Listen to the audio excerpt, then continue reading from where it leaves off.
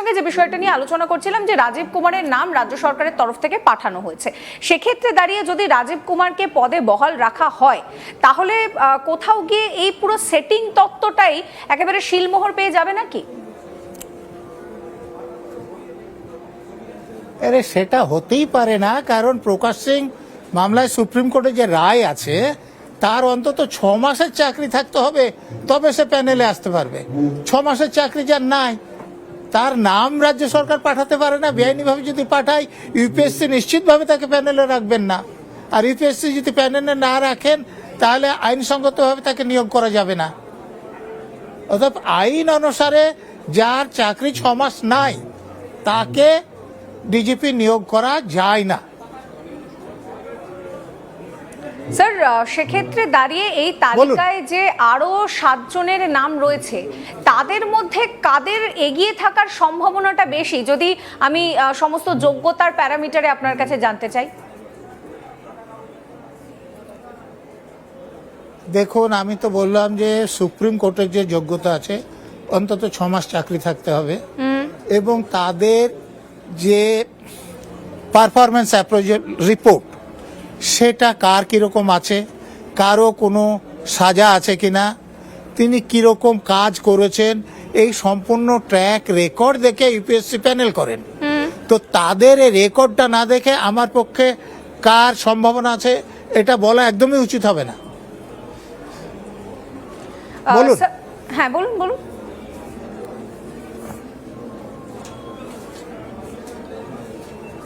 আমি যেটা বলছি যে তাদের ট্র্যাক রেকর্ড, পারফরমেন্স অ্যাপ্রোজাল রিপোর্ট এবং কতদিনের চাকরি আছে সেগুলো দেখার পরই বলা যাবে যে কার সম্ভাবনা আছে কার সম্ভাবনা নাই। সেগুলো যেহেতু আমার সামনে নাই, আমার পক্ষে এ ব্যাপারে কোনো রকম মন্তব্য করা উচিত হবে না। স্যার, আর একটা প্রশ্ন আপনার কাছে আমি রাখবো যে এই মুহূর্তে দাঁড়িয়ে এই ঘটনাকে কেন্দ্র করে একদম শোরগোল পড়ে গিয়েছে রাজ্য রাজনীতিতে, কারণ আমরা জানি যে সামনেই নির্বাচন রয়েছে। একদিকে যেটা দেখা যাচ্ছে যে বিভিন্নভাবে নতুন হুমায়ুন কবির দল করেছেন, মমতা বন্দ্যোপাধ্যায়ের সংখ্যালঘু ভোট ব্যাংকে তার একটা এফেক্ট পড়তে পারে। সেক্ষেত্রে দাঁড়িয়ে মমতা বন্দ্যোপাধ্যায় কি রাজীব কুমারকে বাঁচানোর জন্য সব রকমের চেষ্টা করবেন? কারণ এর আগেও আমরা দেখেছি যে মমতা বন্দ্যোপাধ্যায় রাজীব কুমারের পাশে দাঁড়িয়েছেন, তার জন্য তিনি রীতিমতন রাস্তায় বসে আন্দোলন পর্যন্ত করেছেন। তাহলে যেহেতু একদম নির্বাচন সামনে, বিধানসভা নির্বাচন, লোকসভাও নয় বিধানসভা নির্বাচন, সেই নির্বাচন বাংলার জন্য আরো বেশি গুরুত্বপূর্ণ। দেখুন, রাজীব কুমারকে বাঁচানোটা মমতা ব্যানার্জির কাছে বড় ব্যাপার নয়। মমতা ব্যানার্জির কাছে বড় ব্যাপার যাতে তিনি এক্সপোজড হয়ে না যান, তার জন্য রাজীব কুমারকে সন্তুষ্ট রাখা তার দরকার। সেটা তিনি করবেন, সেটাই স্বাভাবিক। কিন্তু তিনি তাকে যদি ডিজি করতে চান, যখন তার 6 মাসের বেশি চাকরি নাই তখন তার নামই পাঠাতে পারবেন না, আর নাম পাঠালেও ইউপিএসসি তাকে প্যানেল করতে পারবেন না। অতএব তাকে এ পদে আইনগতভাবে নিয়োগ করা সম্ভব হবে না। বলুন। স্যার, যদি এক্ষেত্রে দাঁড়িয়ে যেটা দেখা যাচ্ছে যে রাজ্য সরকার রাজীব কুমারের নাম পাঠিয়েছে এবং এই নিয়ে যদি বিস্তর সমস্যা তৈরি হয়, তাহলে কি এই প্রক্রিয়াটা আবারও সেই মানে স্তীমিত হয়ে যেতে পারে? আমরা দেখেছিলাম যে 2023 সালে স্থায়ী ডিজি আমরা পেয়েছিলাম, তারপরে ভারপ্রাপ্ত ডিজি হিসেবে রাজীব কুমার তাকে আমরা পেয়েছি। 23-এর পর থেকে আমরা কিন্তু স্থায়ীভাবে কাউকে পাইনি। না, যদি স্থায়ী ডিজি করতে হয় তো ইউপিএসসি প্যানেল থেকে নিযুক্ত করতে হবে। রাজ্যের শাসক দল তো জহুজুর অফিসার চায়, তো ইউপিএসসির প্যানেলে সেই জহুজুর অফিসার যদি না আসেন তাহলে তো তারা তো তাকে নিয়োগ করতে চাইবেন না। সেই জন্য আপনারা পাননি। আপনাদের যদি পেতে হয়, যাদের যোগ্যতা আছে তাদের নাম পাঠাতে বলুন, এবং ইউপিএসসি যাদেরকে প্যানেল করবেন তাদের মধ্যে থেকে নিয়োগ করতে বলুন, তাহলে আপনারা স্থায়ী ডিজি পাবেন। বলুন।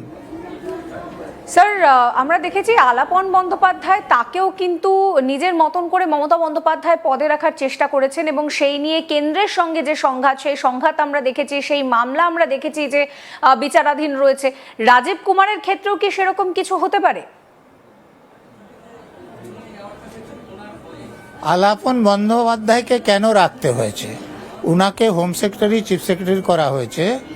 উনার ছেলেকে প্রেসিডেন্সি কলেজে অ্যাপয়েন্টমেন্ট দেওয়া হয়েছে, উনার স্ত্রীকে কলকাতা বিশ্ববিদ্যালয়ের মতো ইউনিভার্সিটির ভাইস চ্যান্সেলর করা হয়েছে।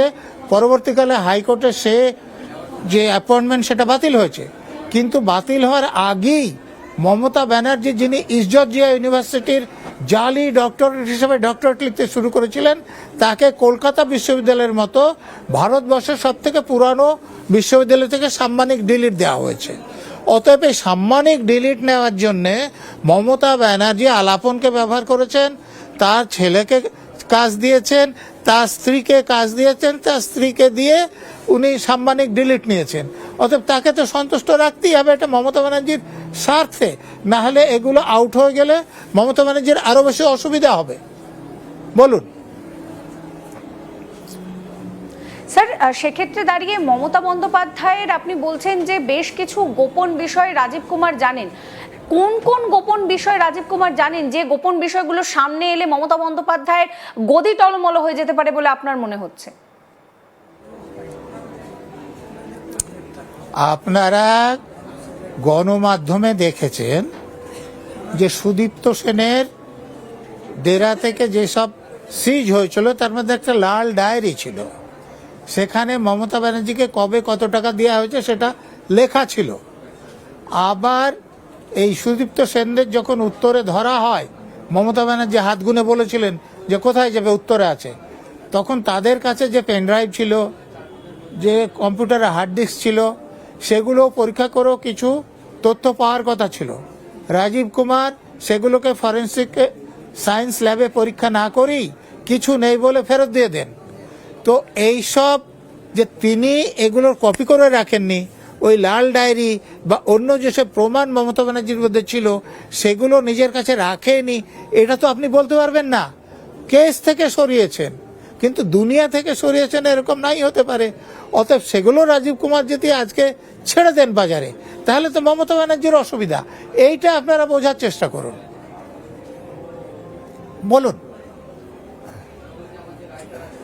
আপনি বলছেন স্যার যে মমতা বন্দ্যোপাধ্যায়ের এই বিষয়ের ক্ষেত্রে অসুবিধে হতে পারে, তাহলে আপনি যে অসুবিধার কথাগুলো বলছেন সেগুলো যদি সামনে চলে আসে তাহলে তো বিধানসভা নির্বাচনে পুরো খেলাটাই ঘুরে যেতে পারে। বিজেপি যে দাবিটা করছে যে মমতা বন্দ্যোপাধ্যায়ের দুর্নীতিকে সামনে রেখে এবারে বিজেপি ক্ষমতায় আসতে পারে, আপনি যে অভিযোগটা করছেন তাতে করে তো সেই তক্তা পলট হয়ে যেতেই পারে। হতেই পারে, কিন্তু সেটা হবে বলে আমার মনে হয় না। কারণ এই দুর্নীতিপরায়ণ লোকেরা একে অপরের সাহায্য করেন, ফলে একে অপরকে বিপদে ফেলতে চাইবেন কিনা আমি জানি না। যখন